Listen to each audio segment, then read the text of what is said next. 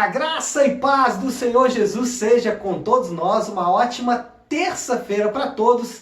Terça-feira, dia 21 de julho de 2020. Bom, terça-feira é sempre dia de falarmos de declaração de fé. Declaração de fé que é um compêndio, que é um resumo das principais doutrinas que nós tanto acreditamos como aplicamos em nossa comunidade da fé.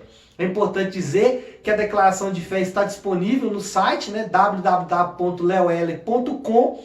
Para quem não tem, para os membros da nave, é bom que tenha, que leia e que estude para entender um pouco mais daquilo que são as principais doutrinas aí da nossa igreja, da nossa comunidade da fé. Bom, estamos no 9º artigo e o 9º artigo trata de um assunto polêmico, ceia e batismo.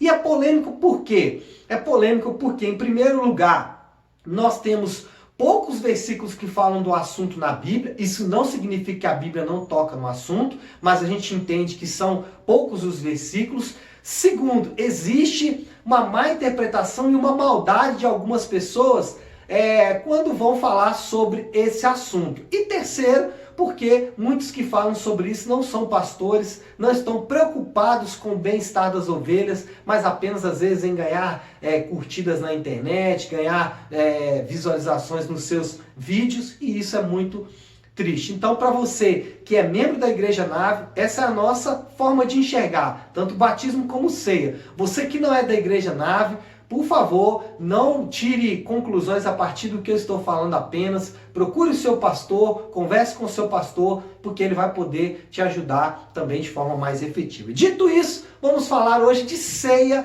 do Senhor. E aí nós vamos encerrar o assunto batismo e ceia.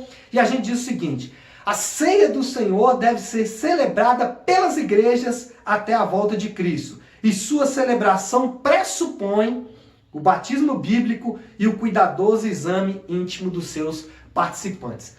3 coisas que vemos aqui então sobre ceia para encerrar. Primeiro, deve ser celebrada continuamente. E aí, o que é continuamente? A Bíblia não estabelece um intervalo. Ela não fala que tem que ser toda semana, ou todo mês, ou de 3 em 3 meses, ou de 6 em 6 meses. Ela fala que isso deve ser regular até a volta de Jesus. Nós só devemos parar de fazer a ceia quando Jesus voltar. Então, algumas igrejas fazem 2 por mês, sempre no primeiro domingo do mês, no terceiro, ou às vezes no primeiro e no segundo.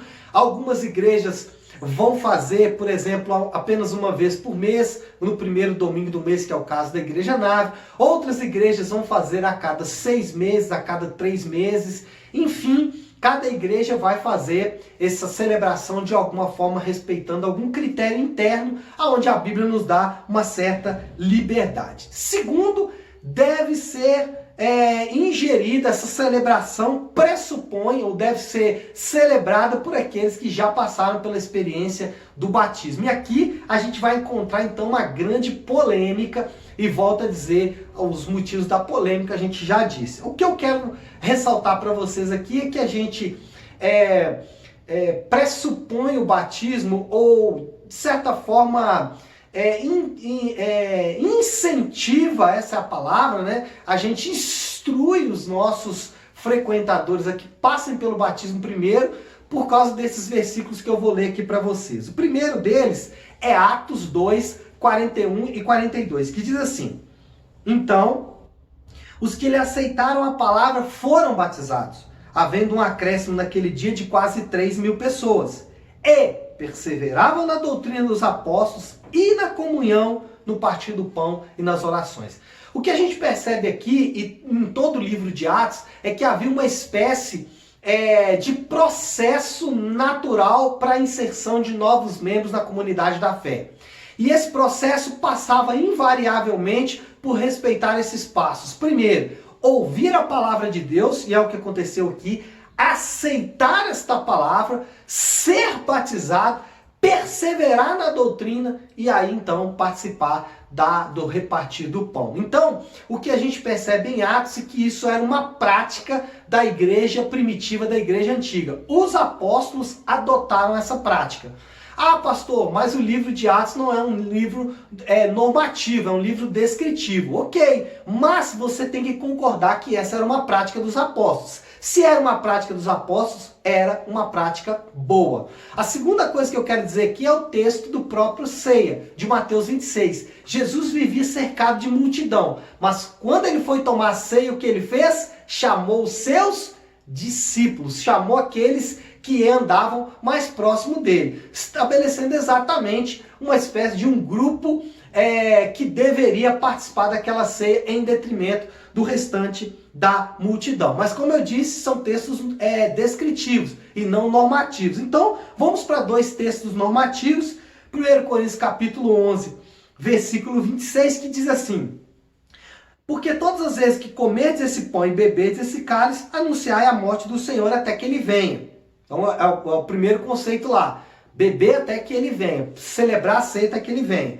Por isso, aquele que comer o pão ou beber o cálice indignamente será réu do corpo e do sangue. Examine-se, pois, o homem a si mesmo, e assim coma do pão e beba do cálice. Alguém disse assim, tá vendo, pastor? A pessoa deve examinar-se a si mesmo e depois comer o pão e beber o cálice. Só que ele se esqueceu que Paulo está se dirigindo à igreja. E ele levava em conta que quem fazia parte da igreja já era batizado. Como nós vamos ver em Romanos capítulo 6, que ele fala assim, porque todos nós que fomos batizados, porque quem era da igreja era batizado. Então, quando Paulo escreve sobre a ceia, dizendo, quem bebe do comer o pão, beber o cálice indignamente será réu do corpo. O que ele está dizendo? É que havia entre os crentes da igreja alguns que faziam isso indignamente. Então isso nos ajuda a entender que a ceia era destinado para aqueles que faziam parte da igreja. E fazer parte da igreja naquela época era ser batizado, como a gente vê em Romanos capítulo 6.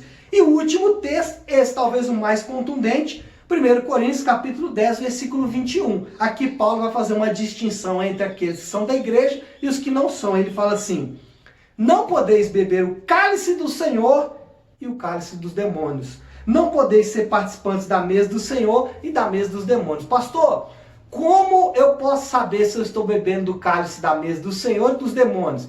A forma mais fácil de aferir isso é através do batismo. O batismo é uma declaração pública da sua escolha por comer na mesa do Senhor. Mesmo que talvez você possa não estar fazendo isso corretamente, mas houve uma declaração pública de que você faria isso. Então, essas são as duas características. E a terceira, para finalizar, requer um exame pessoal. E aí todos devem fazer, examine-se, pois, o homem a si mesmo. Mas examine e não fique sem beber. Examine e beba o cálice e coma do pão. Então é isso, pessoal. 3 coisas. Primeiro, deve ser feito até a volta de Jesus. Pessoas batizadas devem participar e requer um exame muito efetivo da própria vida pessoal. Que Deus abençoe. Ótima terça-feira a todos.